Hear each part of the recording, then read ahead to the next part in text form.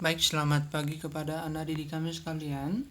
Video ini merupakan bahan pembelajaran IPS kita tentang kedatangan Belanda ke Indonesia sampai terbentuknya VOC. Nah, jadi di video ini kita akan bahas tentang bagaimana sejarah datangnya bangsa Belanda ke Nusantara hingga terbentuknya kongsi dagang mereka, bubarnya kongsi dagang tersebut hingga diutusnya Daendels untuk memerintah secara nyata di Indonesia atau pada masa itu Nusantara. Nah, langsung saja pada bahasan kita yang pertama, yaitu latar belakang kedatangan Belanda ke Nusantara. Nah, perlu kita ketahui bahwa sejak dahulu sebelum penjajahan ataupun sebelum perang dengan Spanyol, Belanda memperoleh rempah-rempah dari Lisabon. Lisabon ini kota di Portugal ya. Nah, karena terjadi peperangan yang kemudian dimenangkan oleh Spanyol, maka Belanda tidak dapat lagi membeli rempah-rempah dari Lisabon karena sudah dikuasai oleh Spanyol. Nah, ini yang menjadi latar belakang motivasi bagi Belanda untuk mencari sumber rempah-rempah yang baru seperti itu. Nah, ada tokoh Belanda yang berhasil menemukan wilayah di Jawa yang menghasilkan rempah-rempah dalam jumlah yang banyak, yaitu Linus Cotton. Nama petanya yaitu Interario. Ini yang menjadi alat juga bagi bangsa Belanda untuk melakukan pelayaran ke Nusantara, dan nyatanya Cornelis de Houtman melakukan perdagangan, melakukan pelayaran hingga ke Nusantara. Tujuannya adalah untuk mendapatkan rempah-rempah. Nah, pada tahun 1596 pelayaran Cornelis de Houtman itu tiba di Banten. Nah, selanjutnya tahun 1598 pelayaran dari Jacob van Eyck juga tiba di Banten. Pada awalnya pelayaran yang dilakukan oleh Jacob van Eyck maupun Houtman disambut dengan sukacita oleh masyarakat pribumi pada saat itu karena dianggap pembawa perubahan, pembawa kemajuan yang walaupun pada kenyataannya justru malah membawa malapetaka kesengsaraan bagi mereka. Nah, selanjutnya terbentuknya VOC. VOC ini sekali lagi merupakan kongsi dagang atau kelompok dagang yang dibentuk di Banten, dipelopori oleh Pangeran Maurits dan Johan Oldenbarnevelt. Lalu diputuskan yang menjadi ketuanya adalah Francois Wittert. Nah, jadi tujuan dari dibentuknya VOC ini ya tidak lain adalah untuk mendapatkan keuntungan yang sebesar-besarnya. Nah, di sini ada saya buat 3 tujuan utama dari VOC dibentuk. Yang pertama, menghindari persaingan tidak sehat pada sesama pedagang Belanda yang ada di Nusantara. Sehingga ketika kongsi dagang ini terbentuk, persaingan tidak ada lagi sehingga keuntungan yang mereka dapatkan semakin maksimal seperti itu. Nah, yang kedua, memperkuat posisi Belanda dalam menghadapi persaingan baik dengan bangsa Eropa maupun bangsa Asia. Kita tahu bahwa pada masa itu bukan hanya Belanda yang kuat dan ingin menguasai Asia, tetapi juga Inggris, Spanyol, Portugis, Prancis pada masa itu sudah cukup kuat dan itu yang ditakuti oleh Belanda juga. Nah, selanjutnya membantu dana pemerintah Belanda yang sedang berjuang menghadapi Spanyol di Eropa. Nah, ini yang menjadi tujuan dibentuknya VOC tersebut. Nah, untuk menjalankan tujuannya, untuk memperoleh tujuannya, VOC menetapkan hak-hak istimewa atau hak oktroy. Apa-apa saja itu? Yang pertama, hak untuk memonopoli perdagangan. Nah, sekilas mengenai monopoli ini, kata mono itu artinya satu, poli artinya banyak. Artinya apa?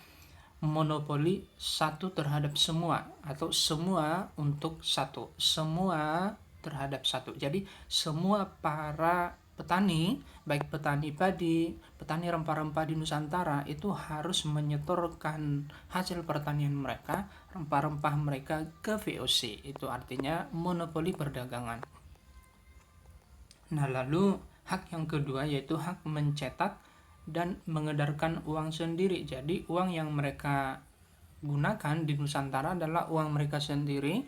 Mereka menentukan nilai tukar sendiri dan demi keuntungan sendiri. Nah, selanjutnya hak untuk mengangkat ataupun memberhentikan pegawai. Jadi pegawai yang mereka angkat, nah biasanya pegawai ini terutama yang berasal dari masyarakat pribumi yang mau diajak kerjasama, mereka dapat mengangkat dan memberhentikan secara sepihak. Itu hak yang ketiga. Hak yang keempat yaitu mengadakan perjanjian dengan raja-raja yang ada di Nusantara, mulai dari raja-raja yang ada di Aceh hingga ke Maluku pada masa itu, terutama memang yang ada di sekitaran Jawa. Karena pada masa itu Indonesia belum terbentuk ya, masih Nusantara yang mana diisi oleh kerajaan-kerajaan yang memiliki pemerintahan sendiri-sendiri. Nah, selanjutnya hak yang kelima memiliki tentara untuk mempertahankan diri. Jadi VOC juga memiliki angkatan perang. Selanjutnya mendirikan benteng pertahanan.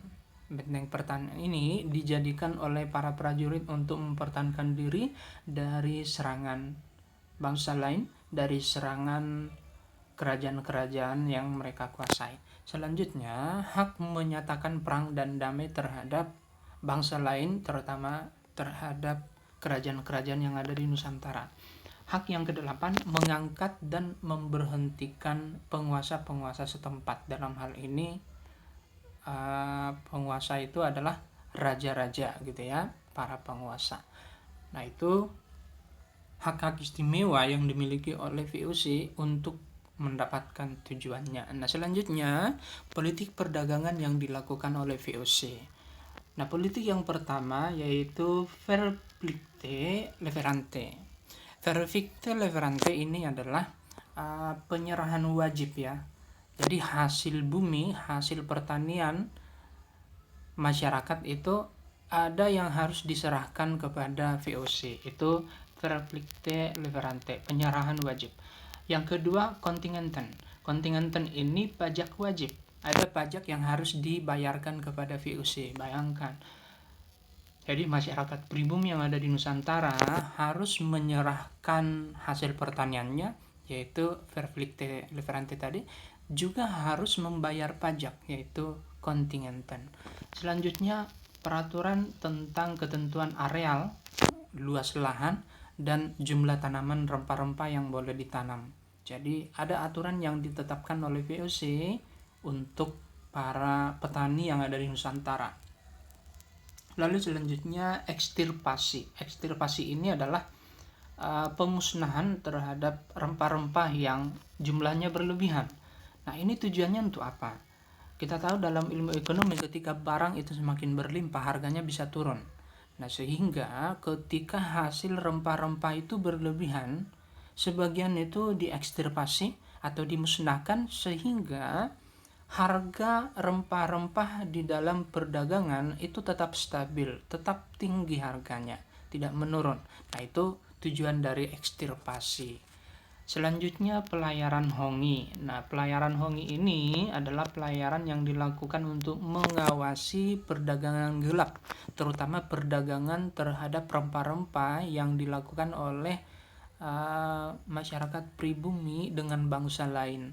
Jadi memang betul-betul mereka melakukan monopoli, tidak memperbolehkan bangsa lain untuk membeli atau menjual barang ke Nusantara. Nah, ada beberapa gubernur yang berhasil mencapai tujuannya di Nusantara, seperti Jan Peter John Owen, kemudian Antonio Joan, lalu Cornelis Spelman.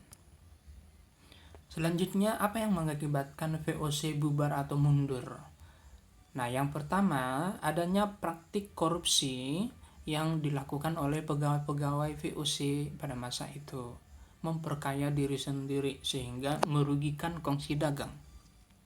Selanjutnya, anggaran pegawai yang terlalu besar sehingga biaya pengeluaran pun besar. Selanjutnya, biaya perang yang semakin besar, baik perang terhadap Eropa termasuk juga perang terhadap kerajaan-kerajaan yang mereka alami di Nusantara. Jadi kita tahu bahwa kerajaan pada masa itu juga berusaha untuk menentang VOC pada masa itu, dan tentu itu membutuhkan biaya bagi VOC. Selanjutnya, persaingan dengan kongsi dagang bangsa lain. Nah, jadi bangsa lain yang memiliki kongsi dagang juga punya politik perdagangan yang tidak kalah dari VOC. Selanjutnya, utang VOC yang sangat besar, ya. Lalu pemberian dividen. Dividen ini balas jasa, ya.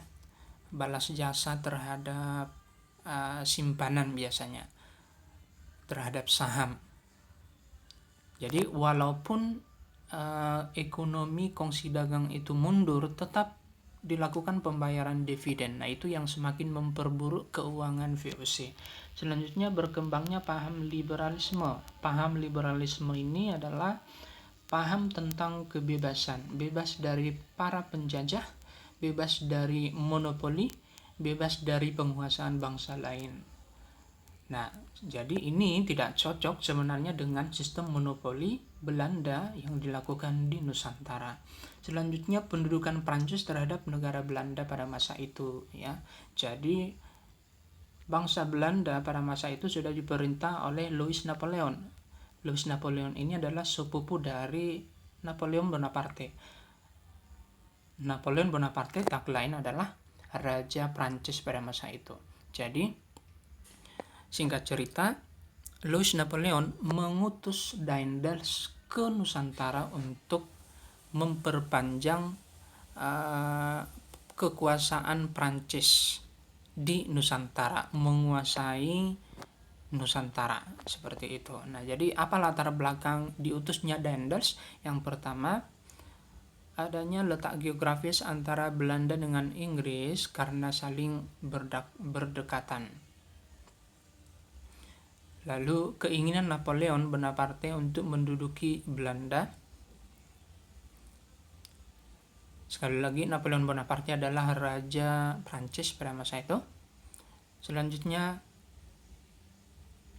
pemerintahan yang berkuasa Nusantara pada masa itu adalah pemerintahan Belanda Prancis. Jadi sekali lagi, meskipun Daendels ini adalah orang Belanda, tetapi yang mengutusnya adalah Louis Napoleon, yaitu adalah orang Prancis, utusan dari Prancis.